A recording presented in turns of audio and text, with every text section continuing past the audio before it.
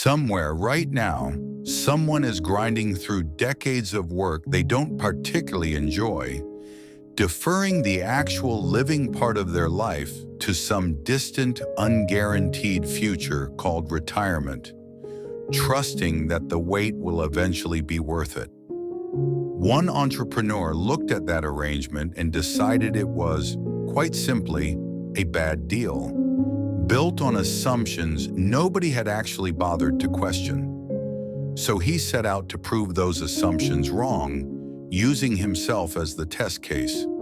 That entrepreneur is Tim Ferriss, and the book is The 4-Hour Workweek.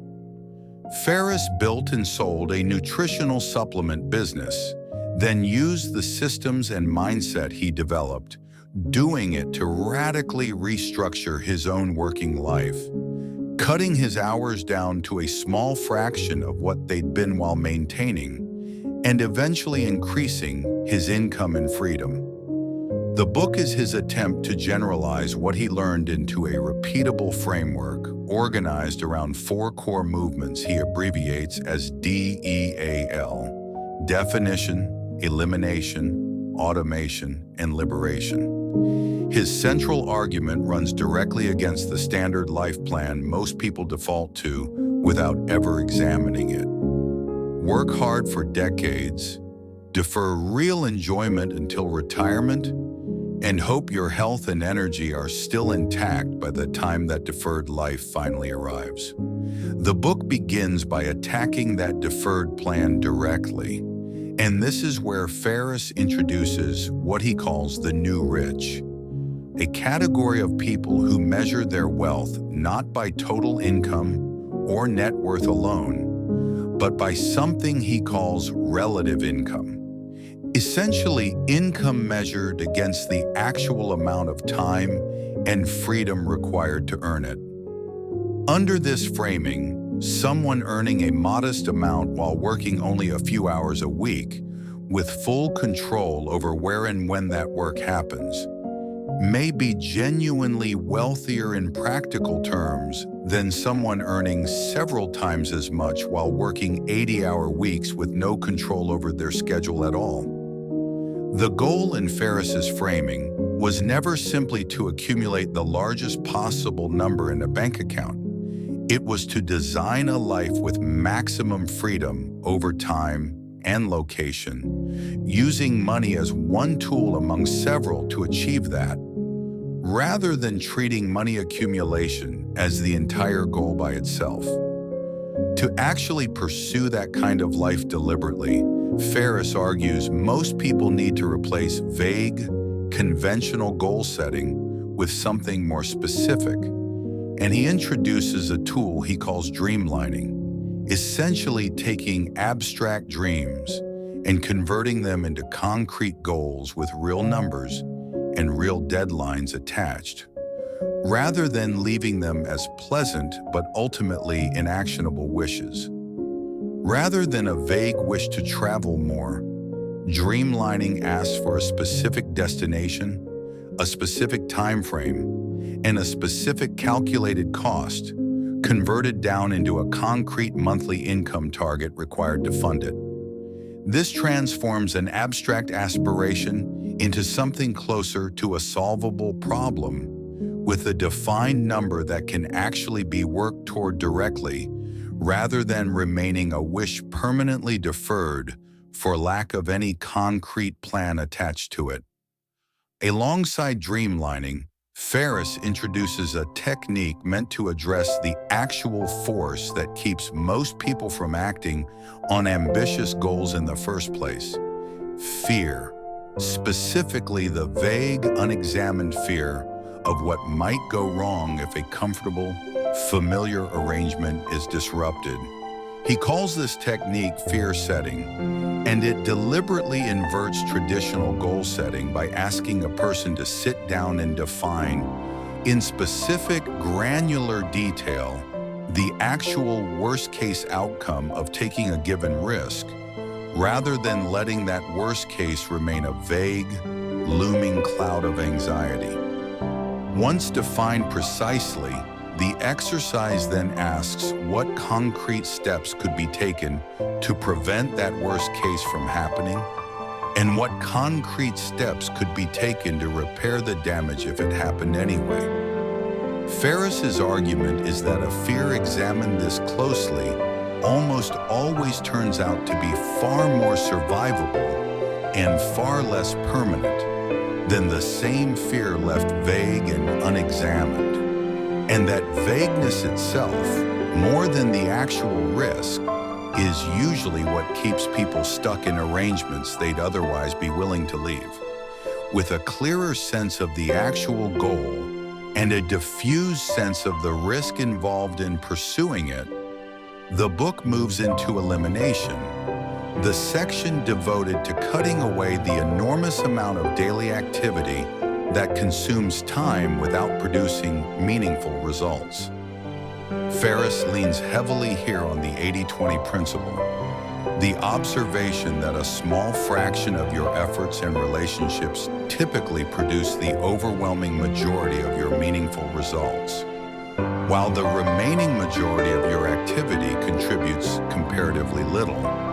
Applied ruthlessly to a working day, this means identifying which specific tasks, clients, or responsibilities are actually driving results, and deliberately cutting or minimizing nearly everything else, rather than distributing effort evenly across every demand that happens to show up. Paired with this is a concept Ferriss borrows directly from a much older observation about how work actually behaves once a deadline is attached to it, called Parkinson's law. The idea that a task expands to fill whatever amount of time has been allotted for it. A task given 8 hours will somehow take 8 hours to complete, while the identical task given 2 hours will often get finished within that shorter window instead, largely because the shorter deadline forces immediate prioritization of only the essential steps. Ferriss argues this cuts directly against the common assumption that more time produces better work. More often, artificially compressing the available time forces a sharper focus on what actually matters, cutting away the padding, the second-guessing, and the low-value activity that naturally expands to fill whatever extra time happens to be available.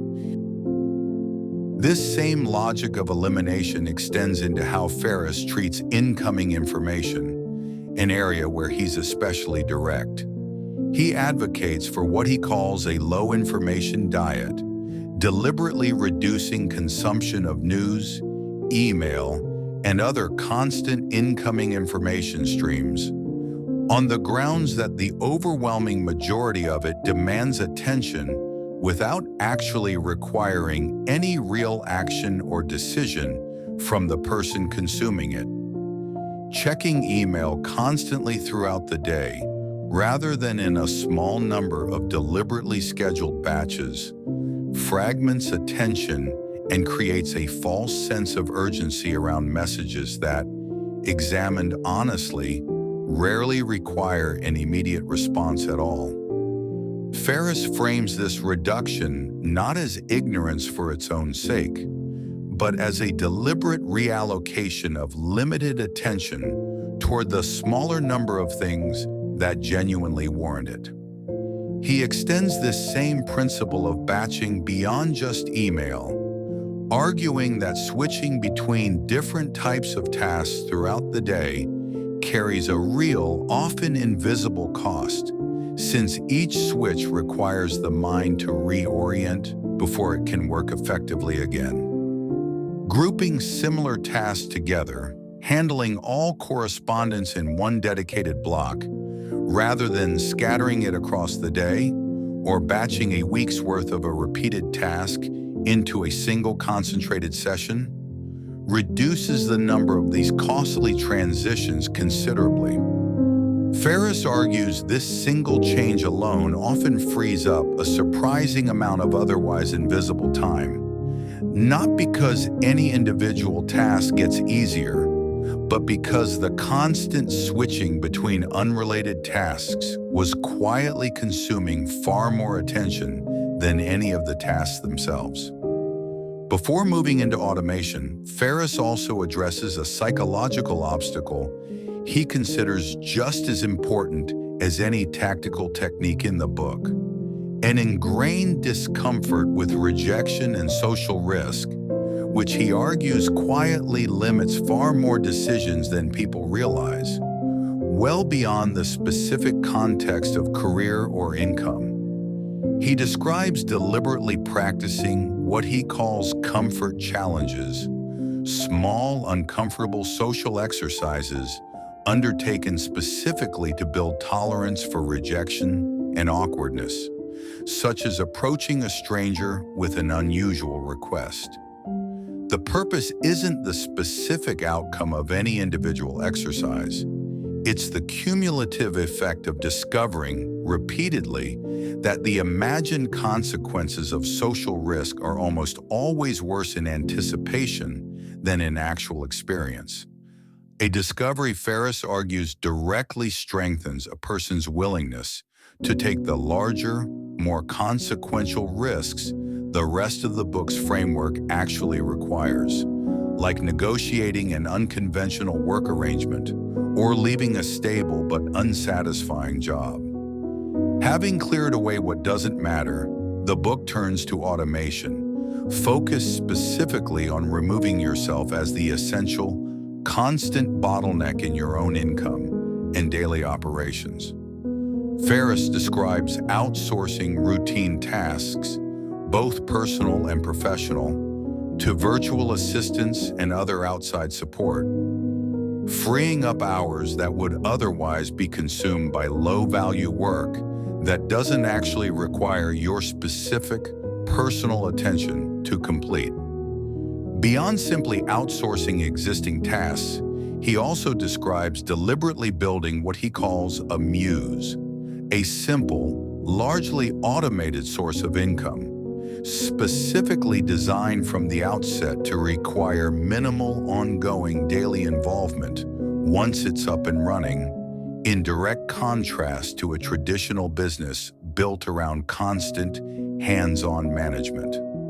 The goal of a muse isn't necessarily to build the largest possible business. It's to build one specifically engineered for automation and minimal time investment, generating income without requiring the founder's continuous presence to keep functioning. The final movement in the book, Liberation, addresses something Ferriss considers just as essential as the financial and structural changes covered earlier. Actually breaking the assumption that consistent, unbroken presence in one physical location, tied to one continuous stretch of employment, is a necessary condition for a functioning life or career. He introduces the idea of mini retirements, deliberately extended breaks taken throughout a working life, sometimes weeks, sometimes months, rather than saving all rest and travel for a single distant retirement at the end of a career.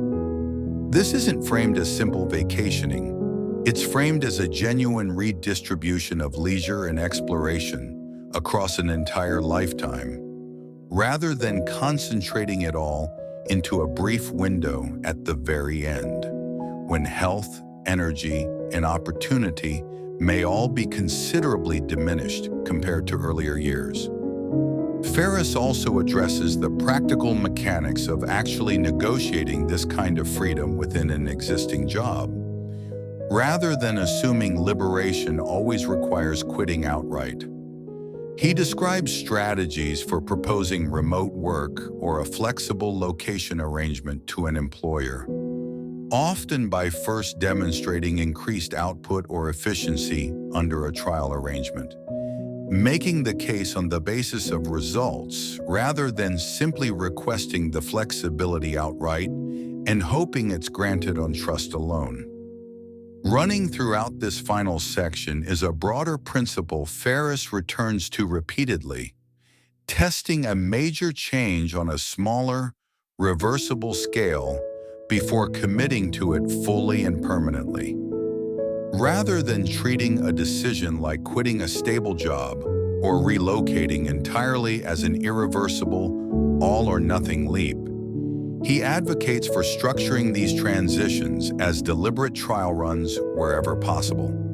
A short unpaid leave to test remote work before resigning outright, or a brief trip to a potential new location before committing to move there long-term.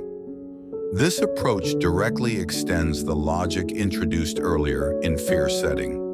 A change tested first on a small, reversible scale generates real, concrete information about whether the larger commitment is actually sound, replacing abstract anxiety about the unknown with specific first-hand evidence, either for or against proceeding further. The underlying principle threaded through this entire final section is that most of the constraints keeping someone tied to a single desk in a single city were rarely as fixed or non-negotiable as they initially appeared, once actually tested directly rather than simply assumed to be immovable. Every movement in this framework, definition, elimination, automation, and liberation, builds directly on that one before it, and together they challenge the same underlying assumption the book opens by rejecting. A good life was never something that had to be earned entirely in advance, then finally collected decades later once work was fully finished. It could instead be actively designed and distributed across the years, while there was still the health, curiosity, and energy available to actually enjoy it, built not by working harder within an inherited system, but by questioning, piece by piece, whether that system's basic assumptions about time, money, and freedom were ever actually as fixed as they'd always been treated, and testing each one directly rather than simply accepting it on inherited faith.